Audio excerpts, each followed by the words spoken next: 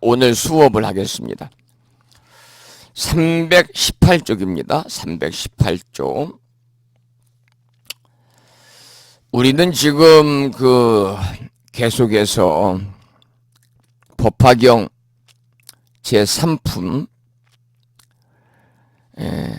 비유품을 공부하고 있습니다. 비유품. 그 중에서도 화택류에 대해서 공부하고 있어요. 제가 이제 전 시간에 말씀을 드렸습니다만 법화경에서 7가지 비유가 있죠.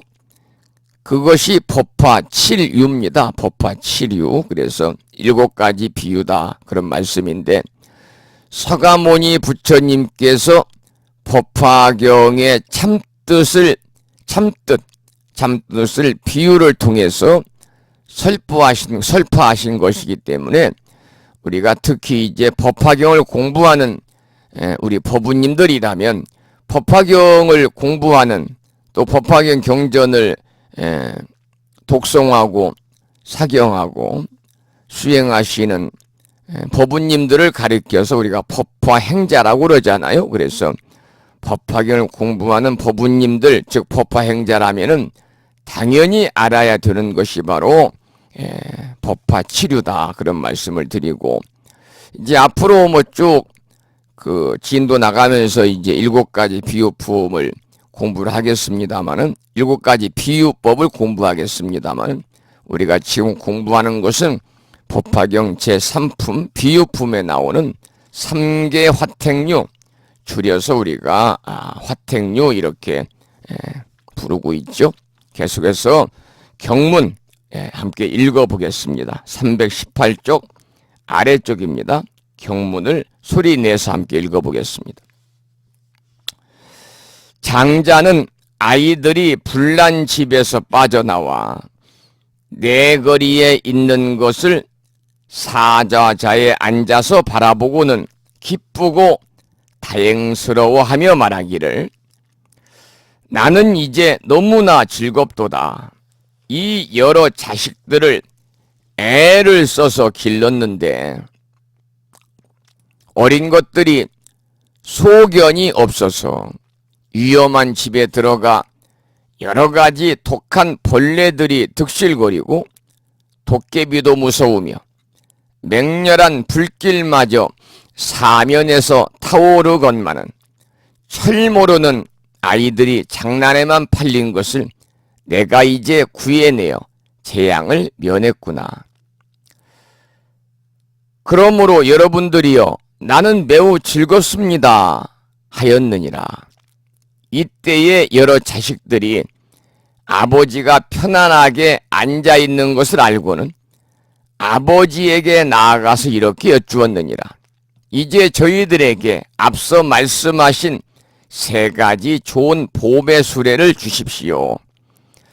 아까 말씀하시기를 저희들이 집에서 나오면 3가지 좋은 수레를 마음껏 가지라고 말씀하셨으니 지금이 바로 그때입니다. 얼른 나누어 주십시오. 여기까지 이제 경문을 읽었는데요. 그 장자가 이 사자자에 앉아서 이렇게 이야기를 한 내용이잖아요. 여러분들 특히 여러분들 절에 가셔가지고 작은 규모의 사찰에서는 스님의 법문을 하기 전에 즉 법문을 청할 때 청법가를 부르지 않습니다마는 규모가 있는 사찰에서는 빠짐없이 법사 스님이라든지 또는 그 절의 효주 스님이라든지 아니면 주지 스님이 법문을 하기 전에 법문을 청하는 청법가를 부르거든요. 보통 이제 2절까지 부릅니다만 그 덕 높으신 스승님 사자자의 오로사 사자후를 합소서 감노법을 주소서 이렇게 이제 노래가 시작이 되지요.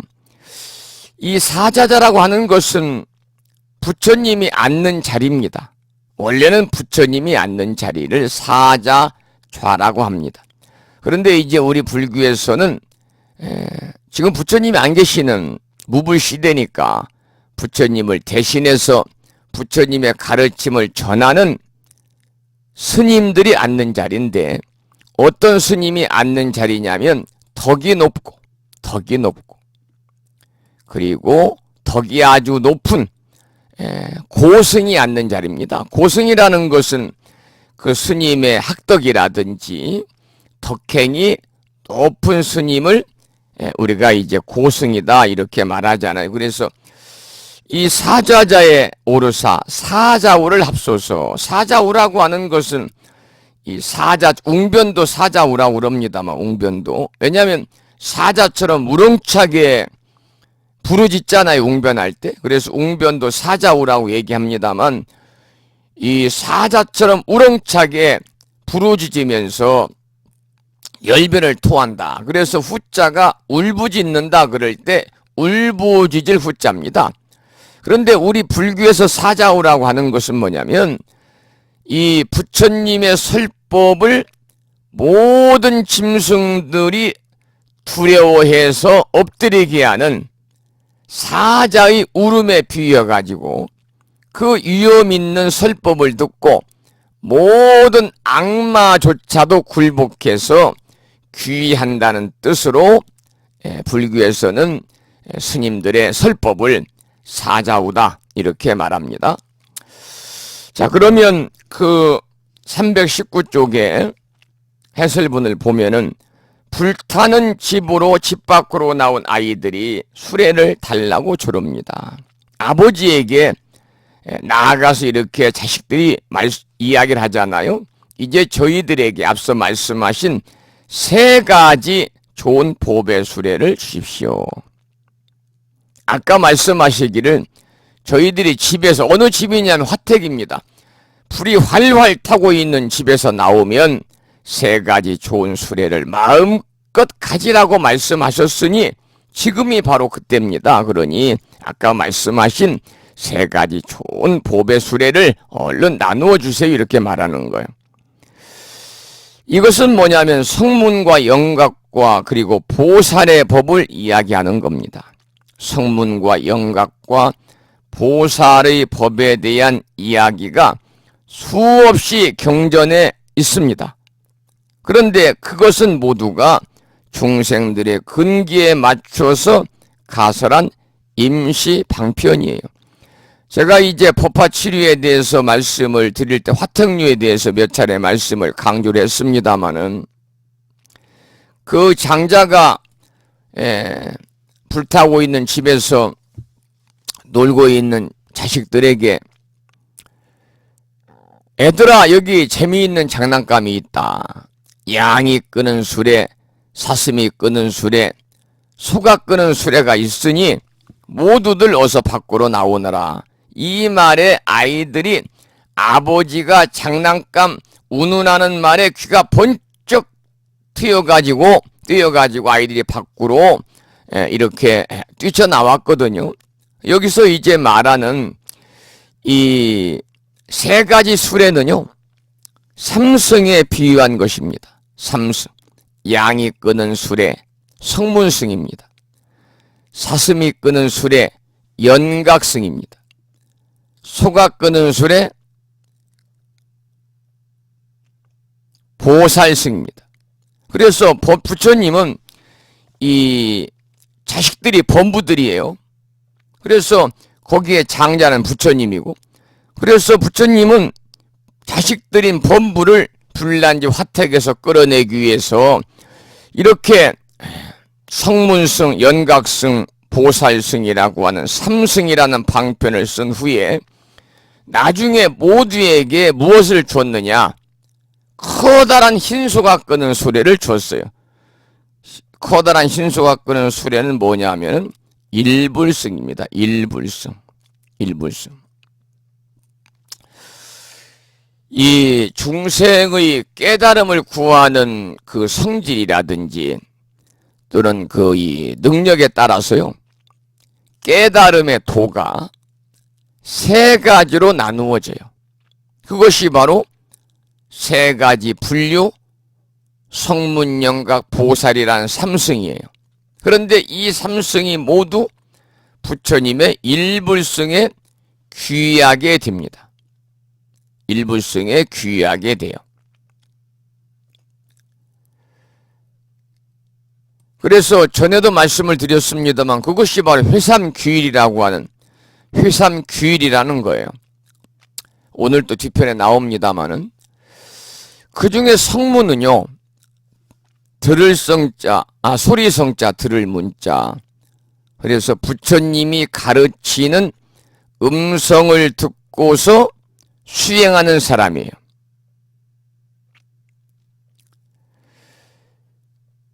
부처님의 말씀을 듣고 깨닫는 사람이에요.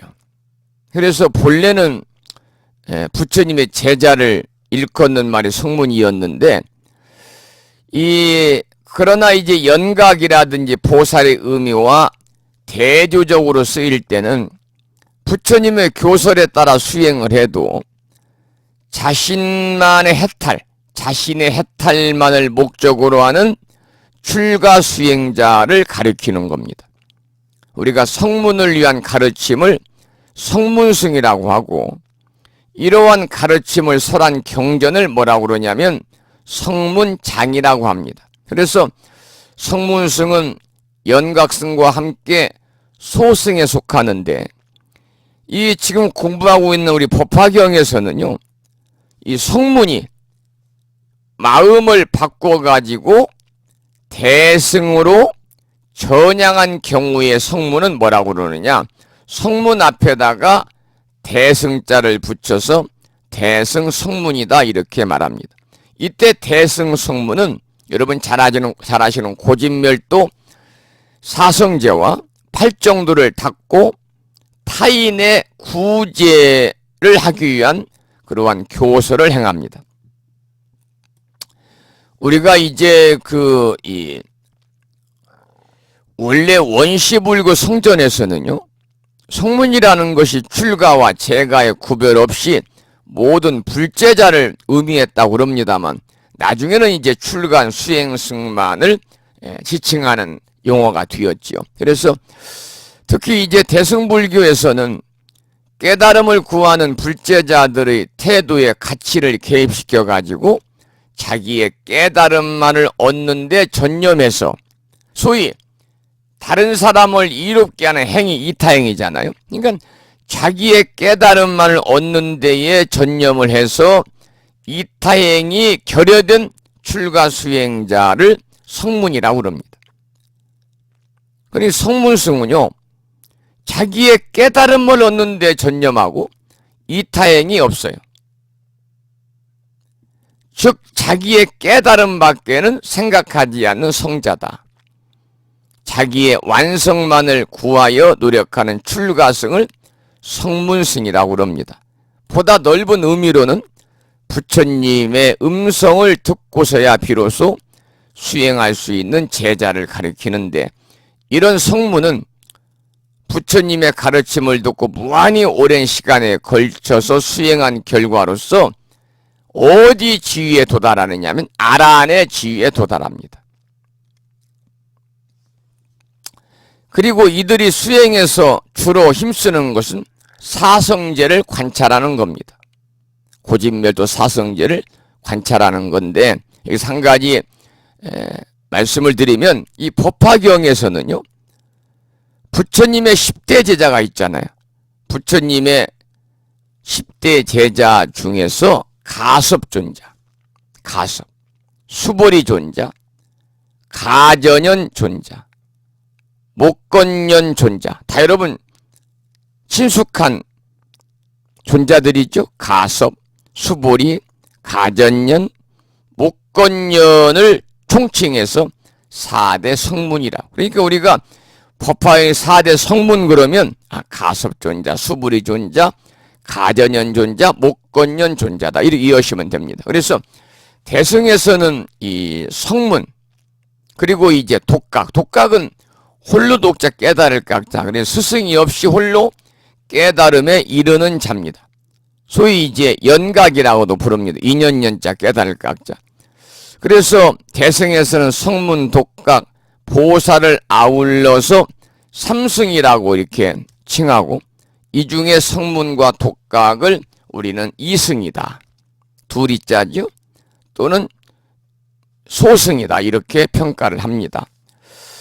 그리고 이제 이 성문연각, 연각이라고 하는 것은 이 독각이다 또는 벽지불이다 이렇게 부르고 있습니다만, 부처님의 가르침에 의지하지 아니하고 스승도 없이 스스로 깨달아서 고독을 즐기면서 설법도 하지 않는 불교의 성자입니다. 우리가 벽지불이라고 합니다만, 부처님의 교화에 의하지 않고 12인연의 이치를 홀로 깨달아 가지고요 자유로운 경지에 도달한 성자로 독각이다 이렇게 부릅니다. 그래서 초기 불교 당시 그는 깨달은 성자들을 우리가 독각이라고 그랬는데, 이 성문과 함께 이승이죠. 오로지 이제 자리행을만을 닦아요. 자리행만을 닦아요. 자기의 이익을 위한, 깨달음을 위한 행만을 닦고, 역시 성문과 마찬가지 연각도 이타행이 없어요. 이타심이 없어요. 다른 사람을 이롭게 하고자 하는 그러한 자비의 마음이 없기 때문에 자비심으로 결국은 중생을 교화하지 못하죠. 그래서 연각 역시 불과에 도달할 수가 없다 그 말입니다. 자비심이 없기 때문에 성문 연각 2승입니다. 소승이 거기에 이제 3승 그런 보살이 들어가는데, 보살은 여러분들이 잘 아시다시피 뭐의 준말입니까? 보리살타의 준말입니다. 보리는 깨달음이라는 뜻이죠. 깨달음. 살타는 중생이다 이런 뜻입니다. 그래서 이 보살은 무상보리를 구해서 중생을 이익되게 하고 여러 바람일행을 닦아가지고 미래의 부처님의 깨달음을 열고자 하는 자들을 가리킵니다. 특히 이제 무상보리를 구하는 대승의 수행자를 우리는 보살마살이다 이렇게 부르고 있죠. 그래서 대승불교에서는 성문승과 연각승보다 중생을 이익되게 하는 보살승을 매우 수승하게 보고 있습니다. 자, 그러면은 319쪽에 나와 있는 내용은 여기까지 정리의 말씀을 드리면 좀 이해가 될 것 같고요. 320쪽으로 넘어가겠습니다. 320쪽. 제일 밑에 그 경문을 함께 읽어보겠습니다. 장자는 재산이 많아 창고도 여러 개가 있고 금과 은과 유리와 자거와 만호들과 여러 가지 보물로서 큰 수레를 만드는데, 장식도 훌륭하게 하여 주위에는 난간을 내고 사면에는 풍경을 달고 황금줄로 걸쳤으며 진주로 만든 그물이 그 위에 덮여 있고 금빛 꽃과 온갖 영락을 곳곳마다 들이웠느니라. 또 여러 가지 장식품을 사방에 둘렀으며 부드러운 비단 보류를 자리에 삼아 깔아놓고 억만냥 값이 나가는 아름답고 보도랍고 곱고 깨끗한 천으로 그 위에 덮었느니라. 살찌고 기운세고 몸뚱이도 잘생긴 크고 흰 소를 수레에다 메웠는데 마부와 하인들이 앞뒤에서 모시었느니라. 이러한 아름다운 수레들을 자식들에게 나누어 주니 아이들이 환희하여 뛰놀면서 이 보배 수레를 타고 앉아 사방으로 내달리며 희희낙낙 즐기하며 자유자지하여 거칠 것이 없었느니라. 자, 여기까지 읽었습니다만 거기 나오는 내용 중에서 살찌고 기운세고 몸뚱이도 잘생긴 크고 흰 소를 수레에다 메웠는데 마부와 하인들이 앞뒤에서 모시었다. 이러한 아름다운 수레들을 자식들에게 줬다고 그러거든요. 방금 제가 그 법화추류 말씀을 드릴 때 이런 말씀을 드렸잖아요. 이 삼승은 선문연각 보살인데 세 가지 수레는 삼승을 비유한 것이다. 양이 끄는 수레는 성문승이요, 사슴이 끄는 수레는 연각승이요, 소가 끄는 수레는 보살승에 해당이 되는데, 부처님은 범부를 불난지 화택에서 끌어내기 위해서 삼승이라는 방편을 쓴 후에는 모두에게 뭘 줬다고 그랬습니까? 커다란 흰소가 끄는 소리를 주었다, 이런 말씀을 드렸잖아요. 즉 일불승을 주었다, 그런 말씀이죠. 일불승을 주었다. 우리 법부님들, 제가 이제 강의 시간에 일불승에 대해서 수없이 말씀을 드려서 여러분 잘 아시겠습니다만은, 일불승이라고 하는 것은요, 모든 중생이 부처와 함께 성불한다.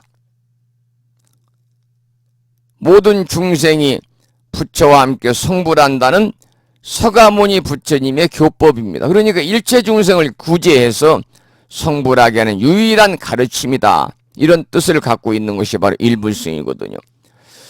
이 서가모니 부처님께서 당신이 이루신 깨달음이 너무나 깊어가지고 우리 중생들은 오용락이라든지 탐욕에 이렇게 가려져 있기 때문에 오용락과 탐욕에 물든 중생들에게는 부처님이 이루신 깨달음의 깊이가 너무나 깊고 난해해서 쉽게 이해되지 않고 쉽게 받아들여지지 않을 것으로 여겨가지고 과거에 여러 부처님이 쓰신 방편대로 삼승을 나누어서 설하셨습니다. 승이라는 것은 타고 가는 것을 의미하고 삼승으로 설한다, 그런 뜻을 가지고 있잖아요. 즉 사제, 고진멸도 사제와 그리고 팔정도를 닦아가지고 이 모든 법의 인연을 잘 아는 길인 벽지불승과 벽지불승, 또 육바라밀을 닦아서 깨달음을 구하는 길인 이것이 보살승인데, 삼승 중에서 성문승과 벽지불승은 소승에 해당한다고 그랬죠. 보살승은 대승에 해당한다는 말씀을 드렸습니다. 이 두 승은 전혀 차원을 달리하고 있어요. 소승은요, 생사와 열반을 분별하지 않고는 성립할 수 없는 것이고, 대승은 생사와 열반을 분별해서 성립할 수 없기 때문이죠. 그러나 이제 특히 이제 대승 반야 사상은 바로 암의 인연, 즉 연기설에 입각해서 교리 체계가 심화된 겁니다. 즉 암의 입장에서는 생사와 열반, 우리가 이 언덕과 저 언덕이 뚜렷하게 분별되어야만 하지만 그 두 법을 새로운 차원에서 바라보면 서로 연이 되는 그런 관계 속에 존재하고 있기 때문에 그들의 독자적 존재성은 부정이 되고 있어요. 그래가지고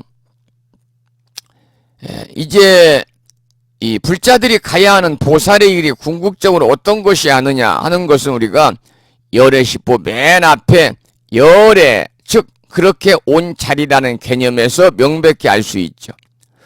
이 반야바라밀이 아직도 피안적인 색채를 띠고 있는데 대해서는 열에는 이 언덕에 휴양하는 방향을 보여주고 있습니다. 그래서 우리가 이제 이 불국토 건설이라든지 중생교화를 이렇게 이제 대승불교에서는 주제로 삼고 있죠. 결론적으로 말하면 삼승을 행할 때 일불승에 들어가 있는 것이다. 삼승은 한결같이 성불에 이르는 그런 보살의 길이다, 이런 말씀을 드리고, 이것이 바로 이제 모든 중생이 부처와 함께 성불할 수 있다는, 모든 중생이 부처와 함께 성불한다고 하는 그러한 서가모니 부처님의 소위 교법이다, 이런 말씀을 드리고 싶어요. 우리가 이제 불교의 가르침은 어떻습니까? 다양하게 여러 방면으로 다양하게 설해져 있습니다만은 그것들은 모두 사실은 방편설입니다. 방편설. 궁극적인 진실의 가르침은 유일 절대적입니다. 그래서 삼승은 이 유일하고 절대적인 가르침이 듣는 그러한 사람의 능력이나 소질이나 조건이나 또는 환경에 맞춘 방편으로 설해진 겁니다. 특히 이제 보살, 대승, 자타가 깨달음을 얻고자 하는 지혜와 자비를 갖춘 사람이 대승의 보살이거든요. 또 이제 부처의 가르침을 얻고 수행하는 사람, 성문, 이게 소승이죠. 홀로 깨달음을 구해서 실천하는 연각이죠. 이 셋으로 구분해서 우리가 이 삼승이라고 하는데, 이것이 이제 방편에 지나지 않는 것이고요. 결국 이 세 가지를 모두를 통일하는 우리가 이제 불승을 가리켜서 우리가 일승이다, 이렇게 말을 합니다. 일승이다. 그래서 일불승이라고 그러잖아요. 이 스스로 본래부터 지금도 미래에도 온전한 불성이 우리들 스스로에 갖추어져 있다는 것을 스스로 우리가 믿게 되어지는 겁니다. 스스로 본래로 부처라고 의심 없이 믿게 되어진 사람은요, 그 스스로의 부처가 자연스럽게 깨어나는 것이라서 모두가 부처라는 사실을 스스로 알게 되는 거죠. 그래서 이 부처라고 하는 것은 형상이 아닙니다.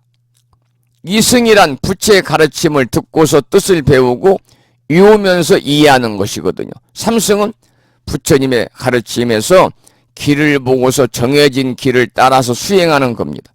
그러니까 대승이라는 것은 바로 이타행으로 자타이시 성불도, 즉 보살도로서 수행하는 것을 말하고요.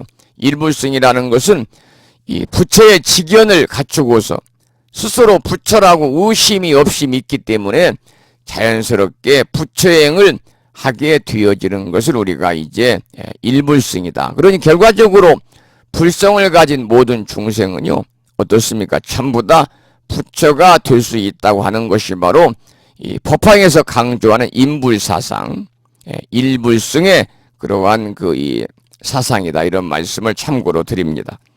자, 그러면 321쪽의 밑에 해설문을 보시기 바랍니다. 흰소가 끄는 보배 수레의 아주 휘황찬란한 화려함은요, 이것은 무슨 말이냐? 방금 읽어드린 내용을 보면은 흰소가 끄는 보배 수레가 아주 화려하게 장식이 되어 있잖아요. 금과 은과 유리와 자거와 만호들 여러 가지 보물로 수레를 만들고 장식도 훌륭하고 또 황금줄을 걸치고 진주로 만든 그물이 그 위에 덮여 있고 금빛꽃과 온갖 영락을 곳곳마다 들이우고 또 여러 가지 장식품을 사방에 둘렀고 심지어 앉는 자리는 부드러운 비단 보료를 자리 삼아 깔아놓고 억만냥 값이 나가는 아름답고 보드랍고 곱고 깨끗한 천으로 그 위를 덮었다. 그러니까 이 말은 뭐냐면 흰수가 끄는 보배 수레의 이러한 휘황찬란한 화려함은 결국 우리들 마음속에 이러한 보물이 있으니 잘 개발해서 사용하라, 그 말입니다. 우리 모두의 마음속에는 바로 이러한 보물이 있다. 그러니까 우리 마음속에 잠재되어 있는 이 불성을 잘 드러내서 발현해라, 그 말입니다. 이것이 바로 부처님의 본 마음이고 이것이 불성이고 성불의 경지고 부처의 직견입니다. 우리가 부처의 직견이라고 하는 것은 이 우주의 분별 없는 자리를 깨쳐가지고 아는 것을 부처의 직견이라고 그러거든요. 또한 우리들 마음속에 있는 한량없는 복덕과 지혜, 자비이기도 하죠. 이렇게 훌륭한 수레를 아이들마다 똑같이 평등하게 나눠주잖아요. 장자가. 이 장자는 부처님이에요.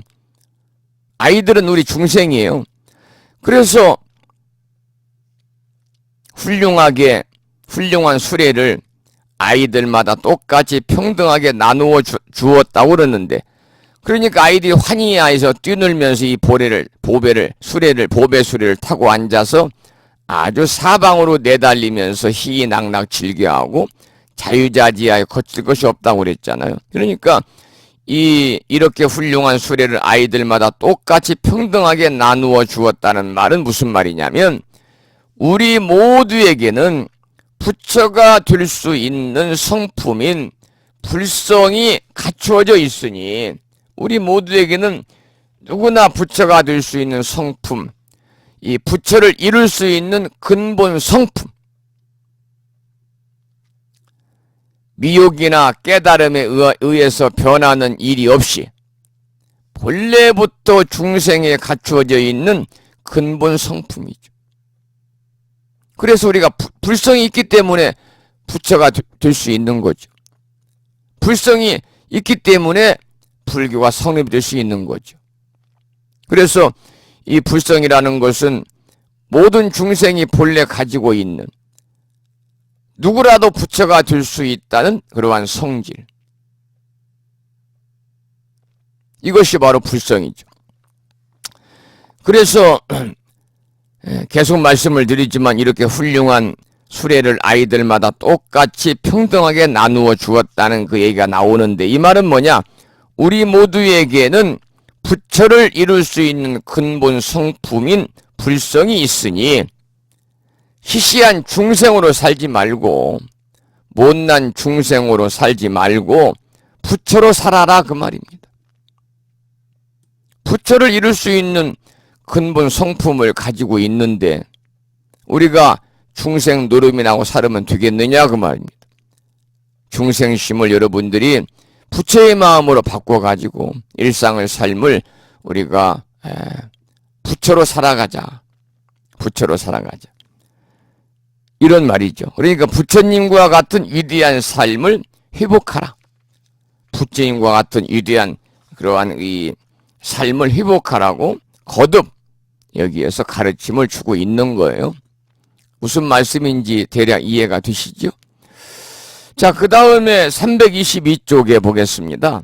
먼저 경문을 한번 읽어보죠. 사리불에게 말하노니 나도 또한 그와 같이 여러 성인 중에 가장 높고 온 세상의 아버지니라. 일체 중생들이 모두 나의 아들로서 세상 낙에 탐착하여 지혜의 마음은 전혀 없느니라. 삼계는 불안한 것이 마치 불타는 집과 같고 온갖 고통들이 가득하여 무섭기가 한이 없느니라. 나고 늙고 병들고 죽는 여러 가지 근심 걱정의 이러한 불길들이 맹렬하게 타오르며 식을 줄을 모르는구나. 사리불에게 부처님이 말씀하신 거예요. 이런 말이 있다고 나왔죠. 온 세상이 불안한 것이 마치 불타는 집과 같다. 삼계 무안이 유여화택이라. 삼계 무안. 삼계가 편안하지 않은 것이 비유하면은 불난 집과 같다, 그 말이죠. 그러니까 온 세상이 불안한 것이 마치 불타는 집과 같다. 여러 조사 스님들이 우리가 사는 곳이 편치 않음을 말씀하실 때 삼계무안이 유여화택이라는 말씀을 많이 하신다는 겁니다. 이 법화에 나오는 대목이니까. 부처님께서는 이렇게 세상을 보셨습니다. 참으로 우리들과는 많이 다르다, 그 말입니다. 어떻게 보셨느냐? 부처님은 삼계무안이 유여화택이다. 온 세상이 불안한 것이 마치 불타는 집과 같다. 아마 지금 부처님이 지금 이 시대를 살고 계셔도 아마 삼계무안이 유여화택이다라고 말씀을 하셨을 것 같아요. 요즘에 얼마나 이 세상이, 살아가는 세상이 편치 않습니까? 편치 않잖아요? 요즘에는 거의 분노 조절을 못해가지고 사람들이 그냥 묻지마 살인도 난무하고, 사람들의 어떤 가치관 자체가 상당히 뭐라고 그럴까요? 올바른 가치관이 아닌 비정상적인 가치관으로 이 사람들의 그 심성이 변화가 오는 시대가 지금이 아닌가 그런 생각이 듭니다만, 아마 부처님께서 이 시대를 살고 계신다면 아마 그렇게 평을 했을 것 같아요. 삼계무안이 유여화택이다. 온 세상이 불안한 것이 마치 불타는 집과 같다. 아마 이렇게 말씀을 하지 않으셨겠는가 그렇게 생각이 듭니다마는, 예를 들어서 우리는 어릴 적에 잠자리나 매미나 혹은 방앗개비를 잡아서 다리를 찢으며 놀고 물고기를 잡아서는 내동댕이 치기를 예사로 했습니다. 하지만 시타르타 태자는 어떠했습니까?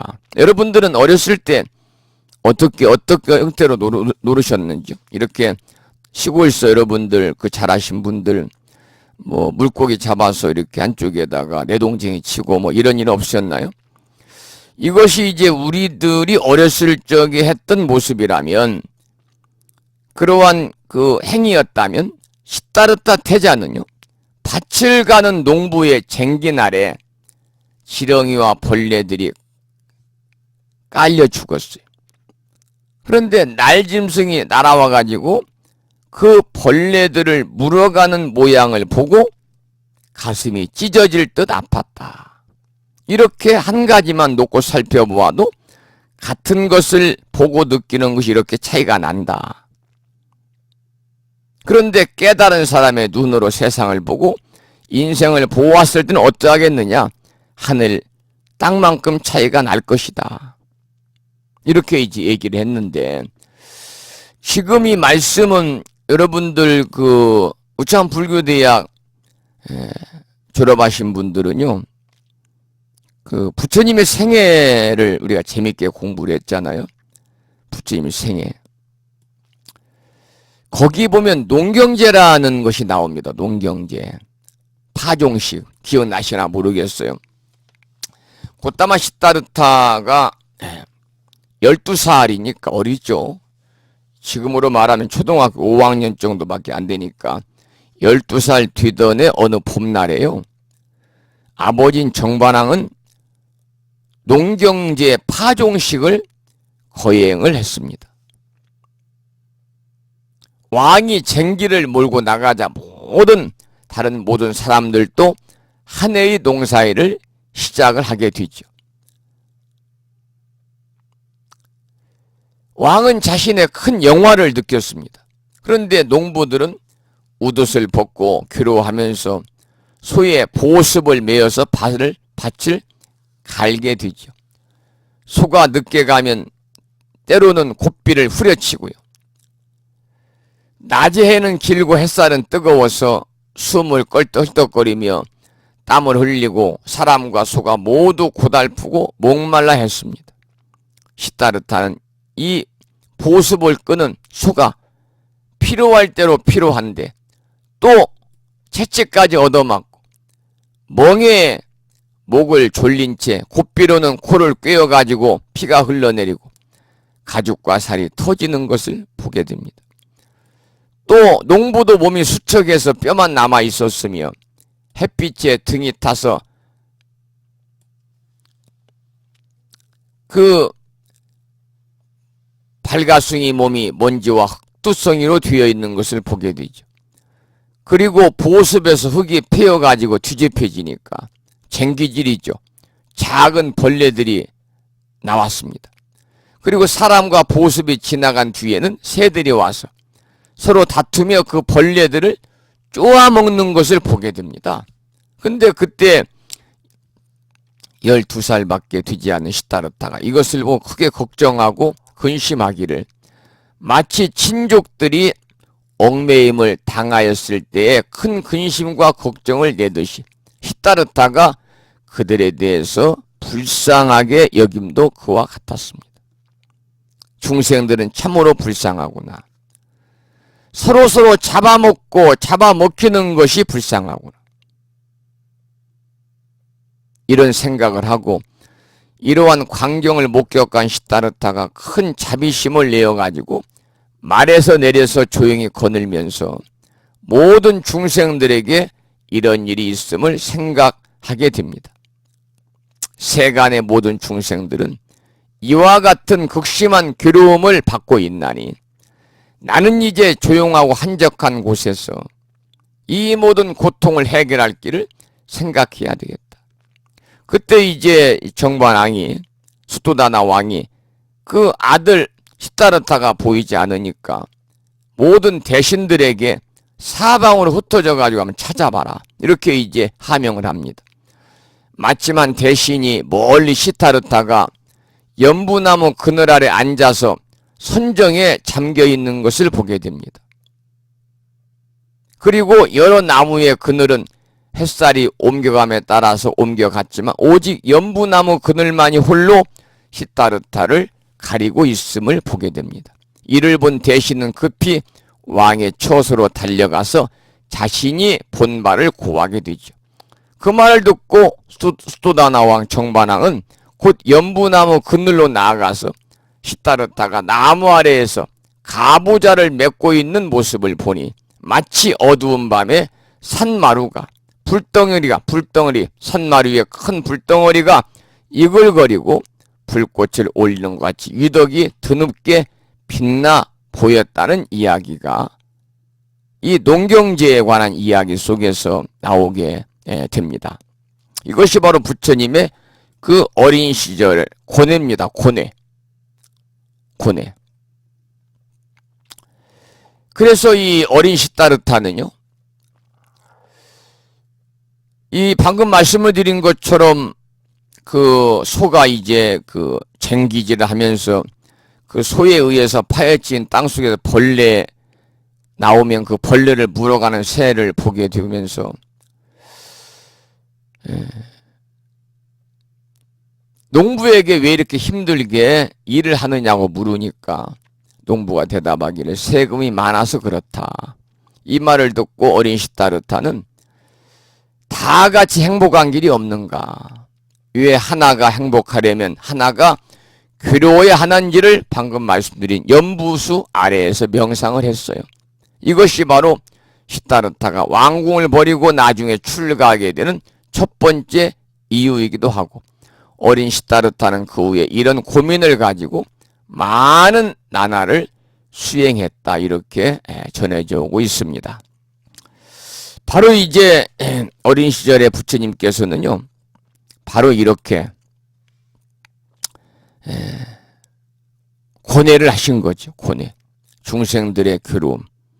중생 그러면 사람뿐만이 아니라 이제 밭을 가는 소, 또 쟁기를 통해서 이제 땅이 파헤치면 나오는 벌레를 바로 그냥 먹잇감으로 채워가는 새, 이런 것을 보면서 일체 중생이 행복해지는 방법이 없을까를 어린 시절부터 이제 고민을 하게 되는 거죠. 그런데 이제 우리 이 중생들의 모습은 어린 시절의 모습을 보면 이와는 대조적이다, 이제 그런 말씀이죠. 그래서 아마도 이제 그 경전에서 이렇게 묘사하고 있는 모습이 바로 깨달은 안목으로 본 모습이라는 겁니다. 그러니까 우리가 얼마나 무디고 탐진치의 삼독과 84,000 번뇌에 얼마나 찌들어 있는 것이냐 생각하면 안타깝게 이를 데 없다, 그 말이죠. 깨달은 사람의 눈으로 세상을 보았을 때와 범부의 눈으로 세상을 보았을 때는 그만큼 차이가 있는 것이다, 그 말이죠. 323쪽의 경문을 한번 읽어보겠습니다. 삼계의 불타는 집을 열에는 이미 벗어나서 고요하고 한가하게 숲속에서 머무느라. 지금 이 삼계는 모두 다 나의 소유이고 그 가운데 있는 중생들은 모두 다 나의 자식들인데 지금 이 삼계 안에 여러 가지 환난이 가득해도 오직 나 한 사람만이 구할 수 있느니라. 짤막한 이러한 경문입니다. 여기서 삼계는 모두 다 나의 소유이고 중생들은 다 나의 자식이다 라고 했거든요, 부처님께서. 이것은 부처님의 대자대비를 표현한 말이고요. 삼계는 여러분 아시다시피 욕계, 색계, 무색계를 삼계라고 그러는데 결과적으로는 삼천대천세계 온 세상을 다 통틀어 가지고 우리가 삼계다, 그렇게 말합니다. 그리고 부처님은 모든 중생이다, 나의 자식이다, 이렇게 말했습니다. 그만큼 모든 중생이 나의 자식이라는 말은 그만큼 석가모니 부처님께서 중생 구제, 중생 제도에 커다란 책임감을 느끼고 있다. 이렇게 이제 미루어서 우리가 이해를 할 필요가 있겠지요. 방금 제가 삼계라고 하는 건 삼천대천세계요. 삼계는 온 세상을 다 통틀어서 우리가 삼계다 이렇게 이야기하는데, 이 불교의 세계관입니다. 불교의 세계관. 그래서 이 미혹한 중생들이 윤회하는 세계, 욕계, 색계, 무색계의 세계를 삼계라고 그래요. 욕계는 탐욕이 많아서 아주 정신이 혼미하고 정신이 흐리고 거칠고 온전히 물질에 속박되어 가지고 가장 어리석게 살아가는 중생들로 구성이 되어 있는 거예요. 이 욕계에 속하는 세계는 지옥, 악귀, 축생, 인간의 세계와 천상의 세계, 소위 육도가 있습니다. 육도. 이것이 이제 소위 말하면 삼계 중에 욕계입니다. 욕계. 그리고 이제 색계는 뭐냐면, 욕심은 떠났지만은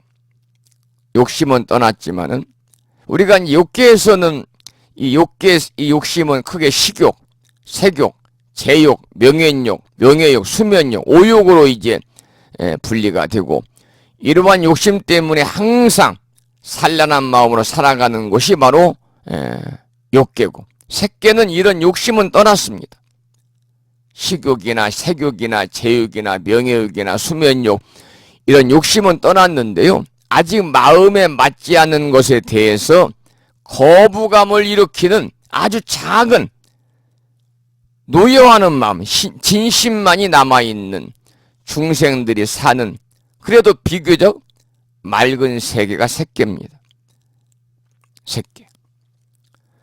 그 다음에 이제 무색계는 뭐냐면, 탐욕과 진심이 모두 사라져가지고 물질의 영향은 받지 않아요. 그러나 아직 나라고 하는 생각을 버리지 못해가지고 정신적인 장애가 남아있는 세계가 바로 무색계입니다. 그래서 무색계는 중생이 사는 세계 가운데서 가장 깨끗한 세계입니다. 그래가지고 미세한 자의식으로 인한 어리석음만 떨쳐버리면 여기서 바로 이제 불지에 이르게 되는 거죠. 부처님이 경지에 이르게 되는 거예요. 이것이 이제 구체적으로 삼계에 관한 그런 간략한 설명이었습니다. 325쪽의 본문을 읽어보겠습니다. 경문이죠. 325쪽. 내가 비록 타이르나 듣고 믿지 아니하고 여러 가지 용락에만 탐을 내는 까닭에 방편을 베풀어서 삼승법을 설하여 모든 중생들에게 삼계의 고통을 알리려고 세간에서 벗어나는 길을 설하는 바이니라. 이 모든 아이들이 만약 마음의 결정만 한다면 세 가지 밝은 법과 6가지 신통을 구족할 것이며 연각성이나 불트전의 보살 경지를 얻으리라. 그 이제 경문 중에서 밑에서 두 번째 줄을 보면 세 가지 밝은 법과 6가지 신통을 구족한다. 밑줄을 지시고 여기는 삼명 육신통입니다. 세 가지 밝은 법은 삼명이요. 6가지 신통을 구족한다는 건 육신통을 구족하는 것이라는 거죠. 자, 그러면 우리가 이제 그 육신통을 보통 이야기할 때에 삼명, 육신통 이렇게 얘기합니다. 삼명과 육신통을 이야기해요. 삼명과 육신통. 우리가 이제 먼저 육신통을 보면요, 남이 보지 못하는 것을 보는 천안통이 있죠. 천안통. 남이 듣지 못하는 것을 듣는 하늘전자 귀자를 쓰는 천이통이 있죠. 어디든지 자유자재로 갈 수 있는 신족통이 있죠. 남의 마음속을 환히 들여다볼 수 있는 타심통이 있죠. 타심통. 여러분이 타심통에 대해서는요, 이 소위 타심통이라는 것이 관심법이거든요. 관심법. 볼관자 마음심자 법법자. 그래서 타인의 마음을 훤히 꿰뚫어 읽을 수 있는 능력이 바로 관심법 타심통인데, 후 고구려를 세운 사람이 궁예잖아요. 그래서 후 고구려를 세운 궁예가 자신이 얻었다고 주장한 신통력이 바로 타심통이에요. 그 다음에 이제 숙명통이 있죠. 타심통. 그 다음에 숙명통. 이 숙명통은 전생의 일을 훤히 아는 거예요. 그 다음 마지막이 이제 누진통이라고 그래서 미혹을 말끔하게 없애는 힘이에요. 그래서 이 누진통이라고 하는 것은 모든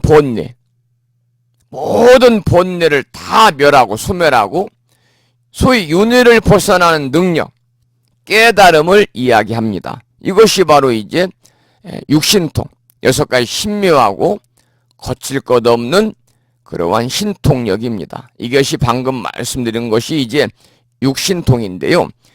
이 육신통 중에서 가장 중요한 것이 뭐냐? 천안통, 숙명통, 누진통이에요. 천안통, 숙명통, 누진통이 육신통 중에서 가장 중요하다. 가장 중요하다. 그래서 이것을 우리는 삼명이다.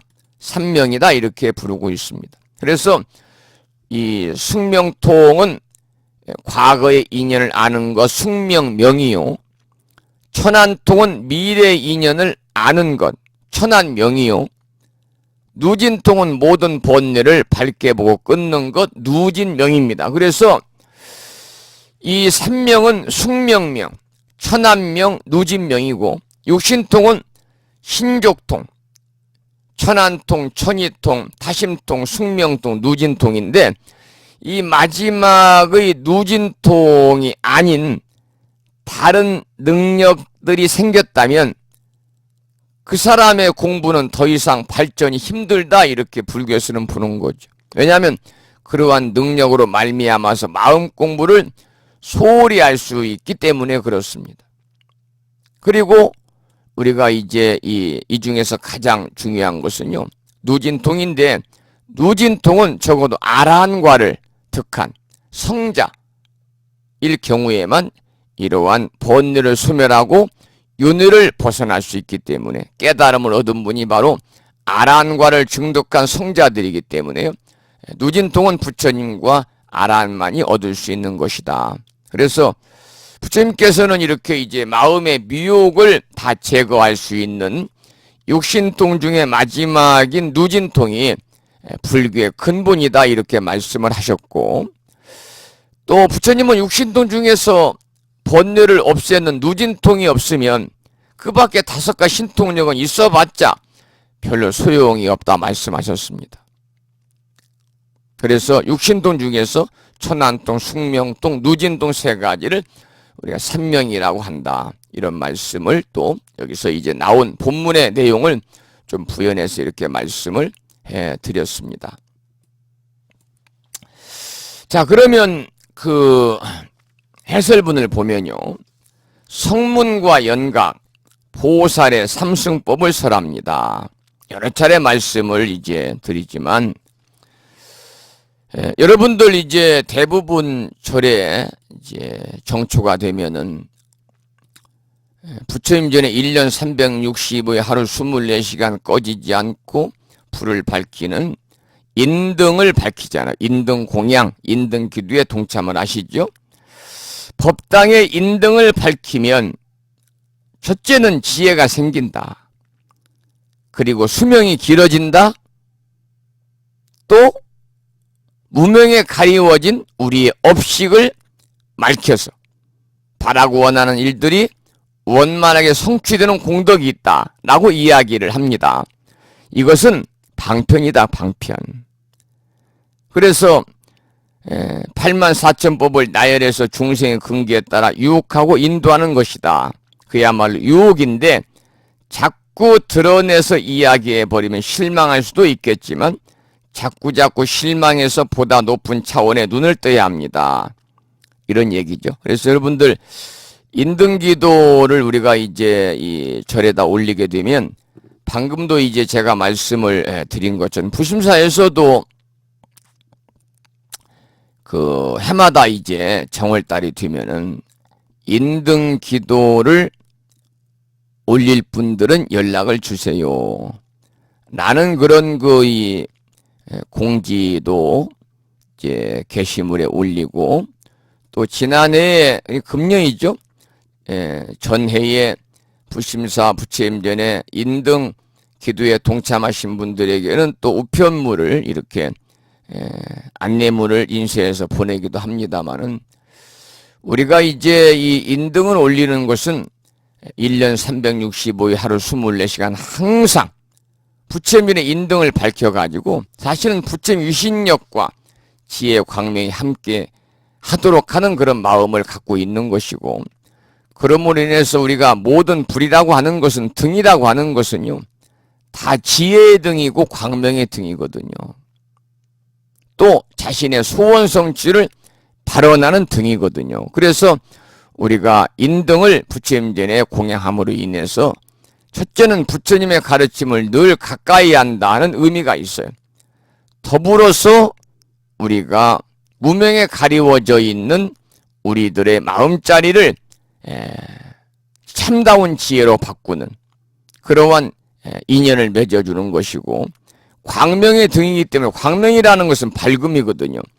우리가 이제 바라고 원하는 일들이 다 성취되는 그러한 인연의 공덕이 있다고 그래서 인등기도를 많이 올리고 있습니다만은 바로 이제 그런 말씀을 여기서 했는데 사실은 우리가 인등기도 동참하는 것은요 이러한 인등을 밝혀가지고 그 자신의 이 무명을 밝은 지혜로 변화시키는 그러한 지혜의 등을 밝히는 공덕이 있고 광명의 등을 밝혀서 자기의 소원 성취를 발언하는 그러한 의미도 있고 더 나아가서는요 인등 공양에 동참함으로 인해서 뭐 일시불로 1년분을 내든 매달 나누어 내든지 간에 그렇게 하게 되면 보시금을 꾸준히 이렇게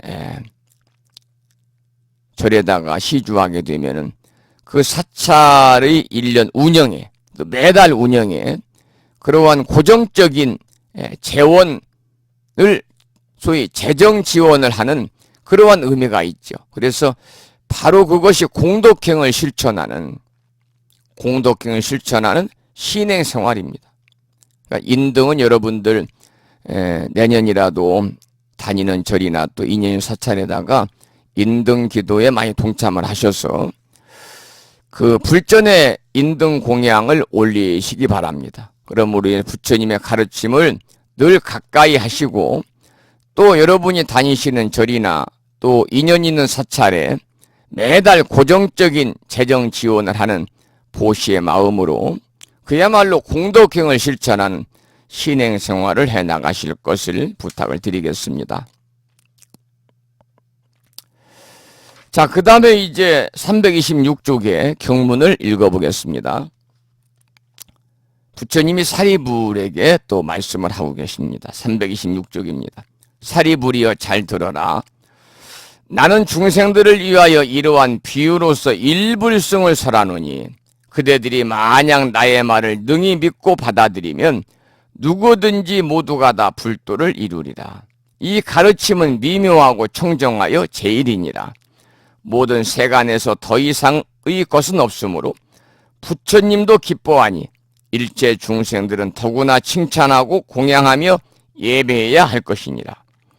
한량없는 억천만 가지의 모든 힘과 해탈과 선정과 지혜와 온갖 불법으로 이와 같은 법을 얻고 나서 저 여러 자식들에게 오랜 세월 동안 밤과 낮에 항상 즐기게 하고 여러 보살들과 모든 성문 대중들은 이러한 보배의 수레를 타고 보리도량에 이르도록 하느니라.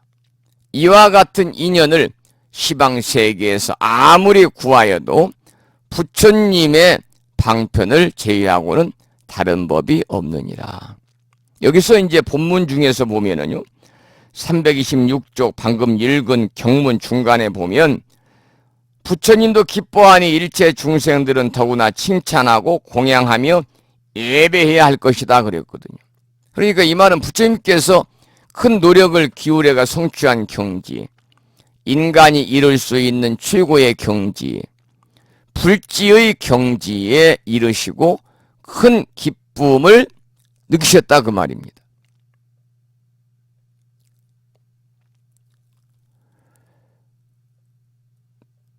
경전에 37일 동안 법열 속에 계셨다는 표현이 있다. 부처님께서는 그 부다가야 보리수 아래에서 이제 명상에 드셔서 선정에 드셔서 깨달음을 이루실 그 기간이 37일이라고 그러잖아요. 37일 동안 선정에 들어서 법열 속에 계셨다. 이 법열이라고 하는 것은 우리가 이제 이 부처의 가르침을 설법으로 듣고 진리를 깨달아가 일어나는 그런 기쁨이나 또는 그 환희를 이야기하지만 여기서 말하는 법열은 깊고 참된 이치를 깨달았을 때 느끼는 기쁨이나 환희입니다. 부처님이 37일 동안 이제 깊고 참된 이치를 깨달았기 때문에 이때 느끼는 기쁨과 환희를 법열이라고, 법법자 기쁠 열자죠. 그 가르침을 우리를 위해 베풀어 주시니 얼마나 훌륭한 분입니다. 부처님께 37일 동안 법열 속에서 깨달음을 이루신 그 가르침을 우리들에게 베풀어 주고 계시죠. 그래서 우리들은 부처님은 대단하신 분이다 라고 칭송을 하고, 대단하신 분이기 때문에 공양을 받을 만한 분입니다. 그래서 우리가 공양을 올리고 예경을 받을 만한 분이기 때문에 부처님께 예배를 하죠. 우리가 대승이나 소승 가리지 않고 동서남북의 모든 나라에서는 부처님께 공양하고 예배합니다. 대승불교권인 우리나라, 중국, 대만, 일본 다 절에 가면 부처님 모시고 계시잖아요. 부처님 봉안하고 계시잖아요. 소승불교인 뭐 티베트, 남방불교라고 그러잖아요. 미얀마 뭐 이런 쪽에도 전부 다 이제 부탄 뭐 이런 쪽에도 다 부처님 모시고 이제 공양으로 예배하니까요. 우리가 대승과 소승을 불문하고 다 모든 나라에서, 불교권의 나라에서는 부처님께 공양하고 예배합니다. 불상도 그럴진데 진짜 부처님이 계시다면 어떻겠습니까? 더 말할 나위가 없겠죠? 그리고 이제 그 내용 중에 뭐가 나오냐면 326쪽의 제일 밑에, 경문 밑에 보면요, 저 여러 자식들에게 오랜 세월 동안 밤과 낮에 항상 즐기게 하고, 이런 말이 나와요. 부처님이 일불승의 가르침을 펴서 이리야 겁수의 상득유이라 밑줄을 치시고, 즉 중생이 겁수, 오랜 겁 동안에 이리야, 낮과 밤으로, 밤낮으로 즐겁게 하리라 그 말이죠. 상등유이니까. 유이라는 것은 뭐냐? 항상, 상등유는 항상 근심 걱정이 없이 즐거워한다 그 말입니다. 항상. 아침에 목욕을 하면 하루가 즐겁고 이발을 하면 며칠이 즐겁다는 말이 있습니다. 예전에 어떤 기관에서 학생들이 서울대학교에 입학하면 얼마나 즐거운지를 조사한 적이 있었는데 딱 일주일 동안 즐겁더랍니다. 장관이 되고 대통령이 되는 등 자신이 바라는 세속적인 욕망이 이루어진다 하여도 그때만 잠깐 즐거울 뿐입니다. 그 다음부터는 온갖 근심과 걱정이 따라오지요. 세상을 살아나가려니 학교도 가야 하고 직장도 필요하고 성공도 해야 하고, 그래서 온갖 바라는 것을 성취하겠지만 그런 즐거움이 오래 가지 않고 또 영원하지도 않다는 사실을 경험으로 잘 알고 있습니다. 그러니 정말로 아무 걱정 없이 무량하게 즐겁고자 한다면 어떻게 살아야 되느냐? 부처님처럼 살아야 된다는 겁니다. 우리가 아무 걱정 없이 무량하게 즐겁고자 한다면 부처님처럼 살면 된다. 이것 하나만 깨달으면 아무 조건이 없어도 바로 상등유이라 늘 즐거울 수 있다 그 말입니다. 본문에 나오는 그 이야기 두 가지를 함께 설명을 했습니다. 328쪽의 가장 밑에 경문을 읽어보겠습니다. 328쪽입니다. 사리불에게 말하노니, 계속 부처님이 사리불에게 말씀을 하십니다. 사리불에게 말하노니 그대들 여러 사람들은 모두 나의 자식이고 나는 그대들의 아버지니라. 그대들이 오랜 겁에 온갖 고통의 불에 타고 있는 것을 내가 모두 제도와의 삼계에서 구해냈느니라. 내가 앞서 말하기를 그대들이 열반을 얻었다고 하였으나 그것은 다만 삶과 죽음만 없어졌을 뿐이고 진정한 열반은 아니니라.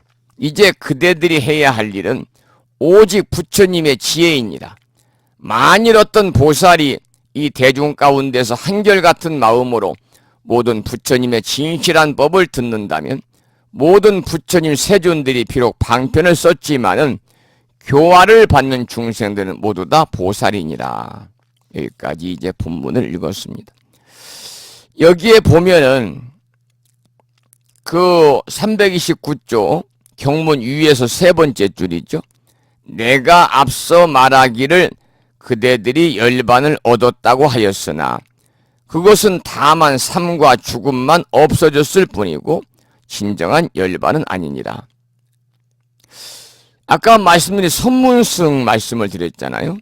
삼승 중에 성문, 연각, 보살 말씀을 드렸습니다만 성문승은요, 자기의 생사 문제만 해결했을 뿐 진실로 제도된 것이 아니라는 말입니다.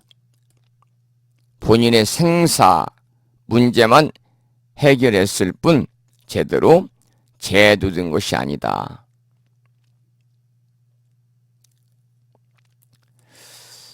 아까 말씀드린 선문승이라는 것은 부처님이 설하신 사성제 법문을 듣고 팔정도를 닦으면서 사성제를 관해서 깨달음을 얻어가지고 아란의 경지로 나아간 자를 말한다고 그랬습니다.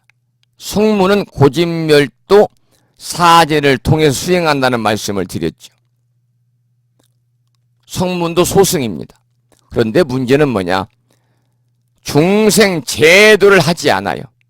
그냥 깨달음을 얻어서 아란에 머물기를 원하는 것이 삼승 중에 첫 번째 성문입니다. 성문승입니다. 그러니까 이 방금 말씀을 드린 것처럼 중생 제도를 하지 않고 자신의 깨달음을 얻어서 아란의 경지로 나간 자들이라고 말씀을 드렸으니까 자기의 생사 문제만 해결했을 뿐 진실로 제도된 것이 아니다. 왜 그러느냐?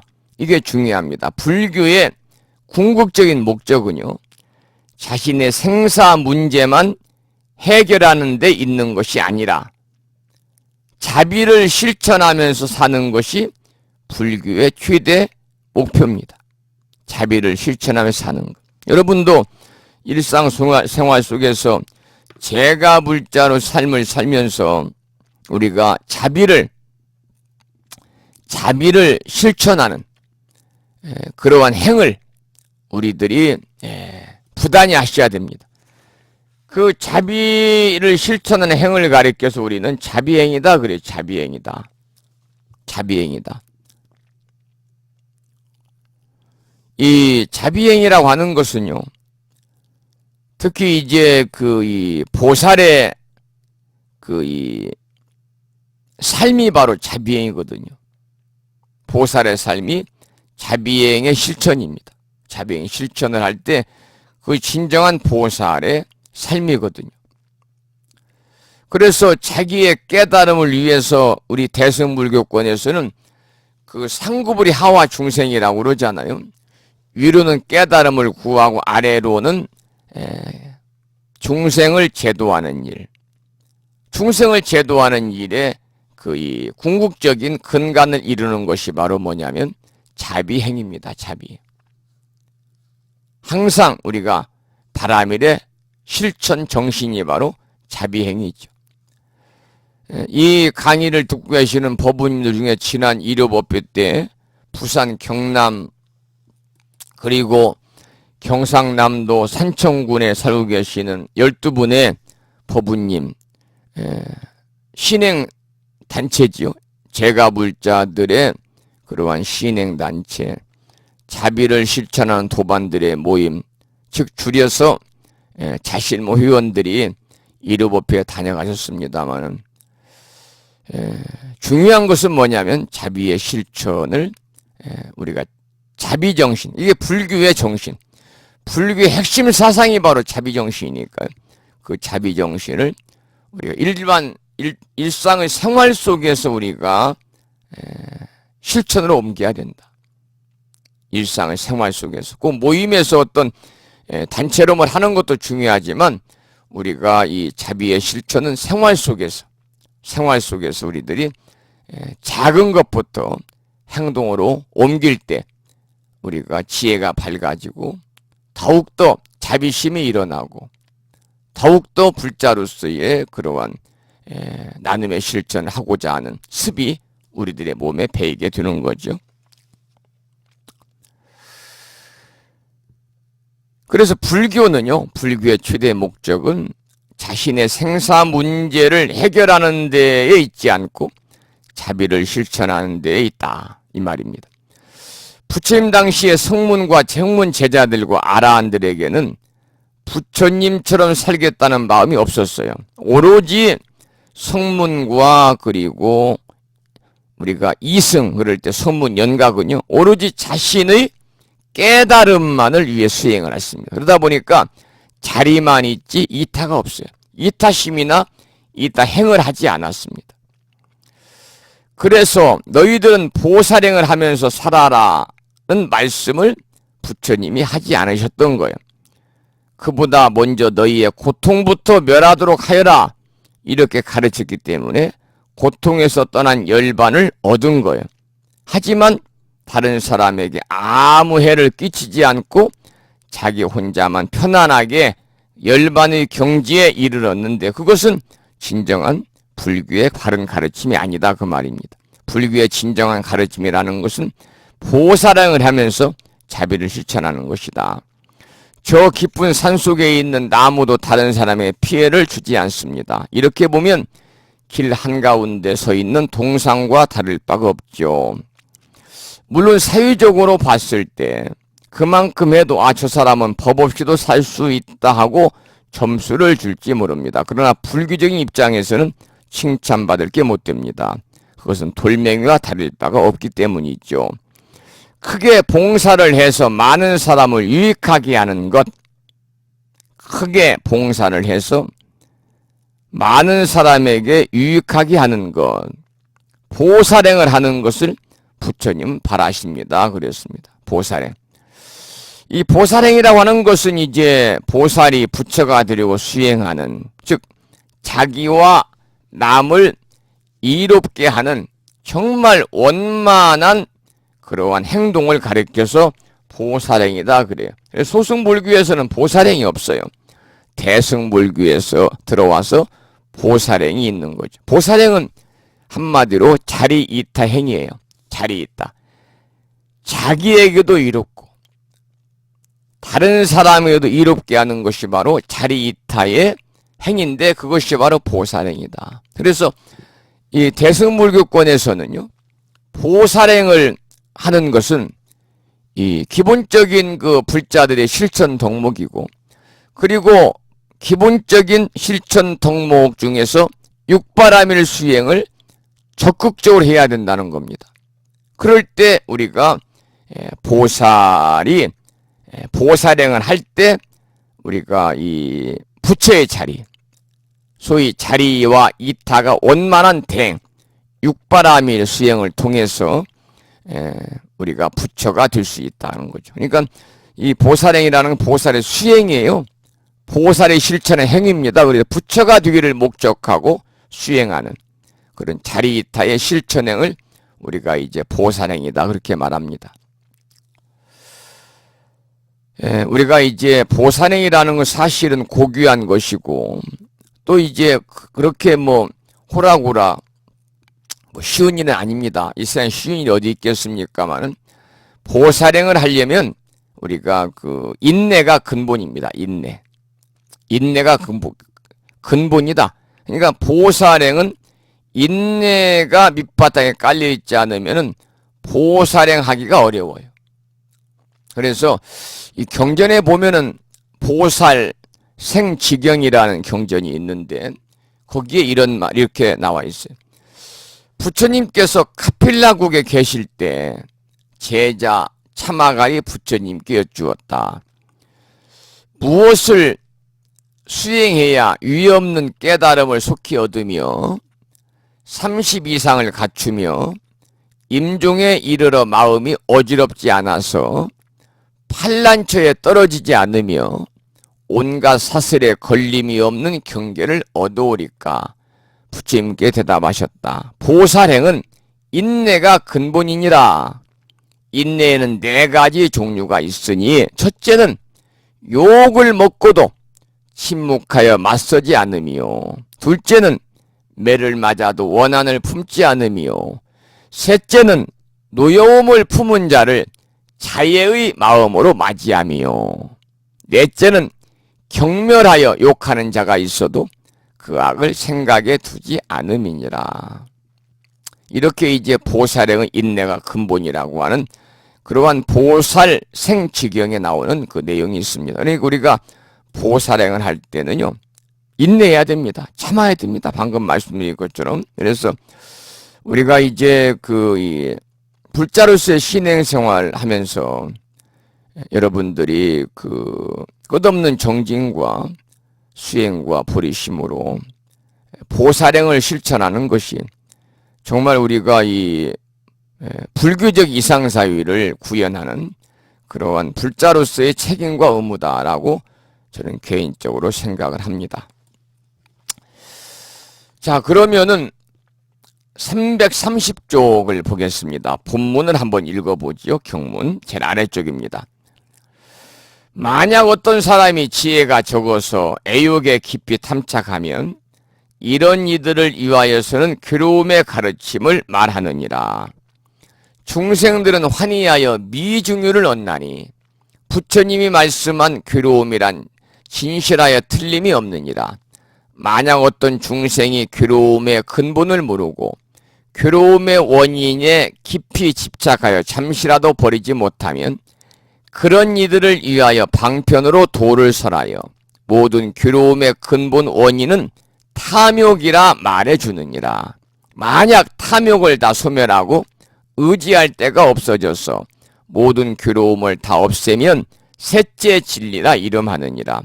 소멸하는 진리, 멸죄를 위해 도제를 수행하여 온갖 괴로움의 속박을 벗어나면 해탈을 얻었다 하느니라. 여기서 이제 모든 괴로움의 근본 원인은 뭐라고 나왔습니까? 탐욕이다. 탐욕이다. 우리가 살면서 이 탐진치 삼독이라고 그러잖아요. 탐욕. 이 탐욕이 모든 괴로움의 원인입니다. 그래서 여러분들 우리가 인생 팔고 그럴 때 이제 생로병사와 그리고 애별리고 원정이 구부듣고 뭐 오음성구가 있습니다만 우리가 구부듣고 구하고자 하나 구하지 못하는 거 이게 탐욕이거든요. 거기에서 모든 괴로움에 싹이 튼다는 거예요. 현실의 고통에 빠져 있는 사람에게는 고통을 제거하는 방편을 설해해 줘야 됩니다. 예를 들어서 자녀의 진학 문제로 괴로워하는 사람이 있다면 최소한 마음이라도 편안하게 해줘야 됩니다. 이 말은 상당한 의미가 있습니다. 이 학교에 합격하느냐 못하느냐 이 문제는 차후 문제고 우리가 자녀의 진학 문제로 괴로워하는 사람들이 할 수 있는 건 기도밖에 없다는 거예요. 기도. 여러분, 아마 이제 이 수능 시험이 2019학년도 수학 능력 시험이 11월 이 15일 날 있는 걸로 알고 있어요. 그래서 불심사에도 한 분이 전화가 와가지고 우리 손주가 이번에 11월 15일 날 수능 시험을 보니까 스님 불공 시간대마다 축원을 좀 해주세요. 그래서 특별히 이제 축원 카드를 놓고 그 보살님의 손주를 위해서 2019학년도 수학 능력 시험 고득점 획득으로 희망대학 희망학과 최종 합격을 발언하는 축원을 요즘에 하고 있습니다만은 아마 이 시간도 지금 이 팔공산 갑바이 부처님 도량에서는 이 수학 능력 시험이 오늘이 24일이니까 20일밖에 안 남았잖아요. 20일을 앞두고 100일 기도하는 분도 절에 가서 철야 기도하는 분도 많을 거고, 팔공산 갑바유 같은 경우는 밤새 한 가지 소원은 꼭 들어준다고 하는 대의왕이신 약살의 부처님 명호를 부르면서 밤새 기도하는 분들이 많거든요. 그러면 부모가 기도한다고 해서 합격을 보장하느냐? 그렇지 않아요. 기도만 한다고 해서 진학이 보장될 것 같으면 다 가서 기도하죠. 기도가 합격과 대학 진학을 보장하진 않지만 괴로움에서 벗어나도록 해주는 게 기도예요. 이게 중요한 메시지입니다. 기도가 합격과 진학을 보장하진 않지만은 자녀의 진학 문제로 괴로워하는 사람들에게 그 괴로움에서 벗어나게 해주는 것이다. 그러니까 당면한 가장 큰 문제를 제거하는 길이 뭐냐? 기도다, 그 말입니다. 그래서 우리가 기도가 중요한 겁니다. 괴로움을 해결하고 편안함을 얻는 것이 급선무이기 때문에 먼저 열반을 이야기한 것입니다. 성불이나 견성은 그 다음에 생각할 문제입니다. 자, 오늘은 여기까지. 좀 더 할까요? 조금 더 하겠습니다. 오늘은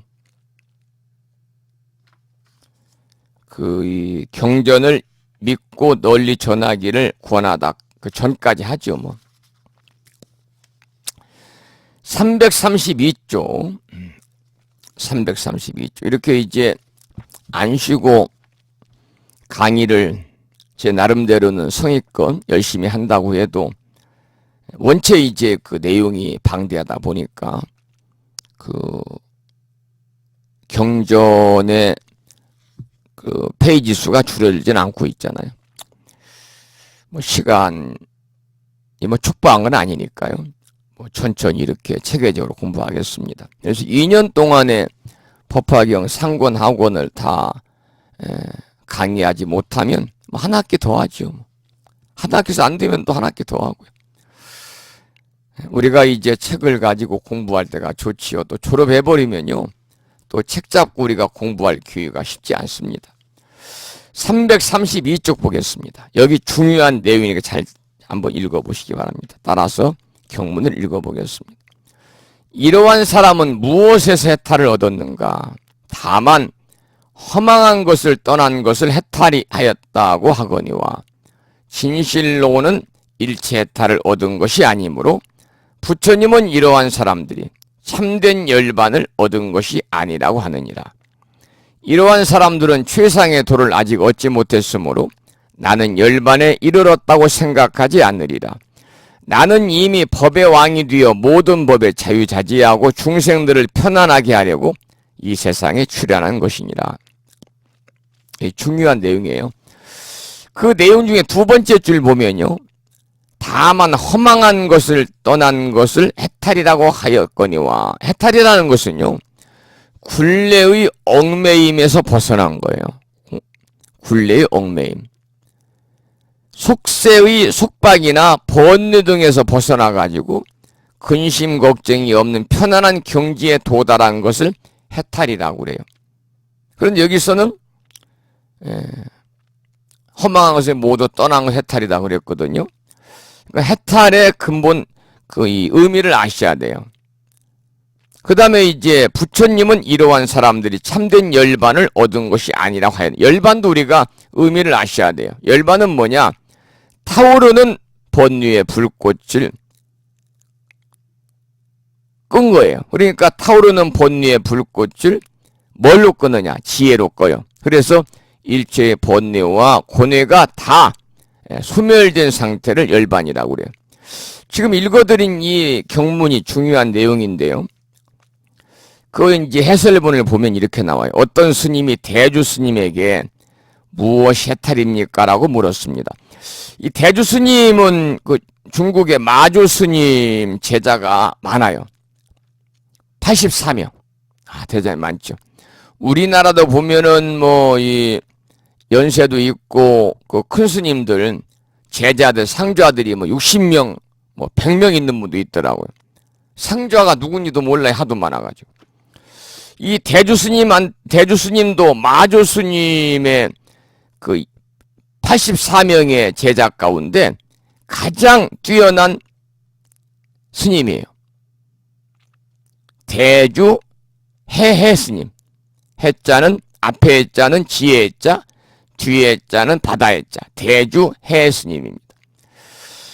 어떤 스님이 대주 스님에게 무엇이 해탈입니까? 라고 물었습니다. 누가 그대를 묶었느냐? 너를 묶고 있는 사람은 아무도 없는데 왜 너는 벗어나려고 하느냐 말입니다. 아까 제가 이 굴레의 얽매임에서 벗어나는 것을 해탈이라고 그랬잖아요. 그런데 누가 묶었어야 이게 벗어나든지 말든지 하는 것이지 묶은 사람이 없는데 왜 너는 자꾸 벗어나려 하느냐? 이렇게 이야기를 한 거예요. 우리는 존재하지도 않는 이런저런 환영을 설정해 놓고 그만 거기에 사로잡혀 있습니다. 해탈이니 열반이니 하는 것은 실제로 존재하는 것이 아닙니다. 존재하는 것은 사람이고 그 사람이 살아가는 삶이 있을 뿐입니다. 다만 허망한 것을 떠난 것을 해탈이라고 합니다. 존재하지도 않는 환영에 사로잡혀 있으니 그것이 허망한 것입니다. 이 사실을 있는 그대로 꿰뚫어 보면 그냥 해탈입니다. 깊고 어두운 밤에 길 옆에 세워놓은 비석을 보고는 무서운 마음에 덜컥 오해를 합니다. 나를 해치려는 도둑이구나. 그러고는 걸음아 날 살려다오 하며 도망을 갑니다. 비석을 도둑이라고 잘못 보았을 뿐입니다. 잘못 보았다는 것을 알게 되면 허망한 생각에서 벗어나는 거죠. 이것이 바로 해탈입니다.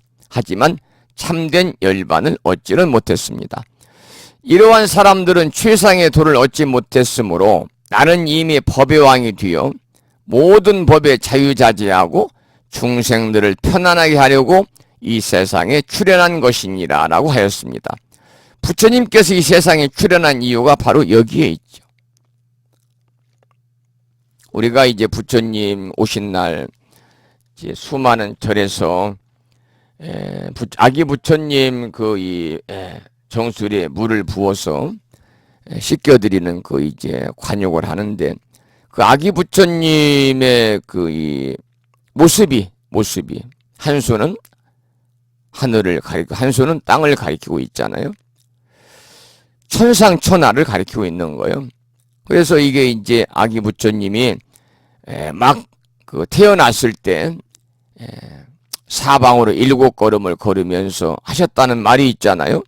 우리가 탄생계다. 탄생계라고 그래요. 탄생계. 천상천하 유아독존 3계 계고 아당안지라 그래요. 이 말은 뭐냐면은 하늘 위와 하늘 아래 나 홀로 존귀하니 이 세상이 모두 고통 속에 있다. 내 일을 마땅히 편안케 하리라 그 말입니다. 이때 여기서 나라는 의미는 뭐냐면 나 홀로 존귀하다. 이 세상에서 홀로뿐인 모든 우리들 자신을 의미하는 거예요. 누구라도 깨달아서 세상의 고통을 여의게 할 위대한 사람이 되라는 그런 의미를 담고 있는 것이거든. 이것이 이제 탄생계. 그래서 이 삼계계고 아당한지, 삼계가 모두 고통 속에 있으니 마땅히 내가 이를 편안하게 하리라. 바로 탄생계에 나오는 아당한지라고 하는 그 메시지가 바로 여기에 나오는 중생들을 편안하게 하려고 세상에 출현했다. 서강의 부처님이 호명보살로 다급생에 걸쳐서 이제 그 수행을 통해서 그 수행의 결과로 부처가 되신 분이잖아요. 그래서 이제 마야 부인과 이 정반왕의 그 부부의 그러한 태중으로 이제 입퇴가 돼가지고 이 세상에 놔두셨는데, 이 세상에 놔두신 그 이유는 한 가지다 그 말이죠. 하나다. 바로 뭐냐? 아당안지입니다. 천상천하 유아독존 삼계계고 아당안지. 삼계가 육계, 색계, 무색계, 우리가 살고 있는 세상이 고통스러우니 내 일을 마땅히 편안케 하리라. 중생들을 편안케 하고자 하는 중생들의 그러한 구제를 위해서 이 세상에 놔두신 것이죠. 출현한 것이죠. 이 부처님이 이 세상에 출현한 이유가 바로 여기에 있다. 비유를 들어 우리가 살아야 하는 가장 바람직한 삶, 최상의 삶이 무엇인지를 밝히고 있습니다. 회삼규일의 인불사상. 인불사상은 뭐예요? 사람이 곧 부처라는 그 가치관입니다. 사람이 곧 부처라는 그러한 정신을 깊이 새겨서 우리가 그와 같은 삶을 살아야 된다, 이런 말씀인데요. 여기 보면 회삼규일이란 말이 나오잖아요. 회삼규일이다. 전에도 이제 회삼규일에 대한 말씀을 드렸습니다만, 오늘 또 이제 그 이 성문영각 보살이라고 하는 그 이 법화경에서는 비유를 통해서 성문영각 보살이라고 하는 차별적 삼승을 보여준 뒤에 결국 삼승은 일승의 세계로 인도하기 위한 하나의 방편이라고 말씀을 드렸잖아요. 그래서 일승의 그러한 드높은 세계를 드러내기 위해서 중생의 근기에 따라서 삼승이란 도구를 잠깐 빌렸을 뿐이다 그 말입니다. 그래서 법화경에서는 그 같은 삼승의 차별상을 버리고 일승의 세계로 돌아와야 된다 이렇게 설하거든요. 왜냐하면 그것이 참된 진실의 세계이기 때문에 그렇습니다. 그래서 이 초기 불교의 성문과 또 부파 불교의 연각과 초기 대승 불교의 보살로 대변되는 삼승은 모두 하나의 방편에 불과하다는 말씀을 드렸어요. 그러니까 그 각각의 방편을 버리고 정말 진실한 세계, 다시 말씀을 드리면 오직 하나의 수레, 그 일승으로 돌아오라. 이것이 바로 부처님이 타는 수레인 일승이 불승입니다. 불승, 부처볼자 탈승자. 이처럼 차별적인 방편을 버리고 진실의 세계로 돌아와서 하나가 되는 것을 뭐라고 그러느냐?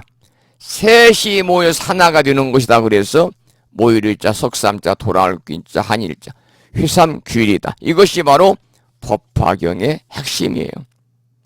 이제 마지막에 333조 해설본 마지막에 쓰여 있죠. 회삼규일의 인불사상. 회삼규일의 인불사상. 곧 사람이 부처님이라는 바로 그 정신을 깊이 새겨서 그와 같은 삶을 살아야 한다, 그런 말씀이죠. 우리가 살면서 가족 구성원까지도 모두 다 부처로 여기고, 시어머니 부처님, 시아버지 부처님, 남편 부처님, 아내 부처님, 아들 부처님, 딸 부처님, 이런 마음으로 우리가 살면요, 살면서 가족 간의 갈등이 있을래야 있을 수가 없죠.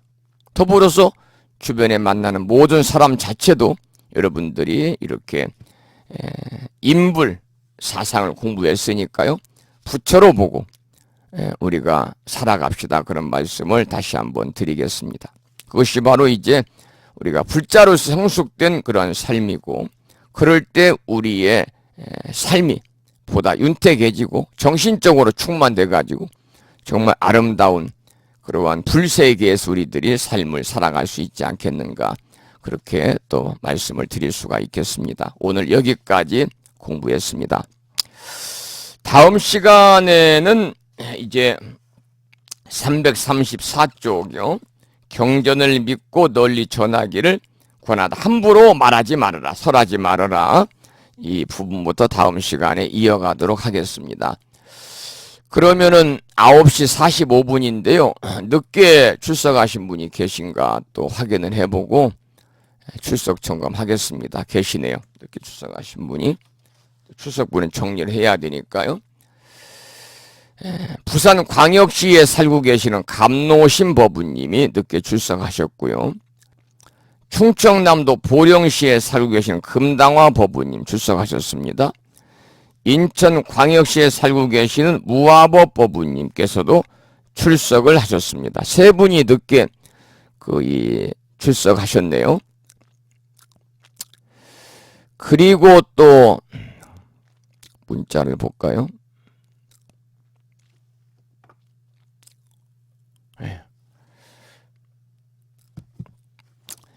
오늘 결석하신 분을 제가 불러볼 테니까요. 혹시 강의를 듣고 계셨는데 결석했다고 이렇게 제가 호명을 하게 되면 저희 휴대폰으로 바로 아무개 출석했습니다라고 문자를 보내주시기 바랍니다. 부산의 견덕화 법부님 결석하셨고, 대구 광역시의 공덕화 법부님 결석하셨고, 경상남도 창원시의 보월신 법부님 결석하셨고요.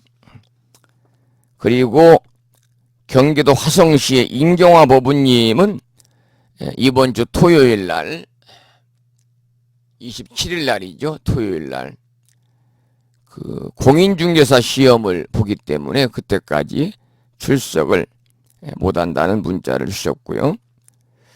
자, 이렇게 이제 결석을 하셨는데, 혹시라도 강의를 들으셨는데 제가 방금 결석했다고 이렇게 호명을 했으면요, 저한테 문자 메시지로 정정할 수 있도록 자료를 보내달라는 말씀을 드리겠습니다. 자, 이제 9시 48분이네요. 오늘 강의를 여기서 마치겠습니다.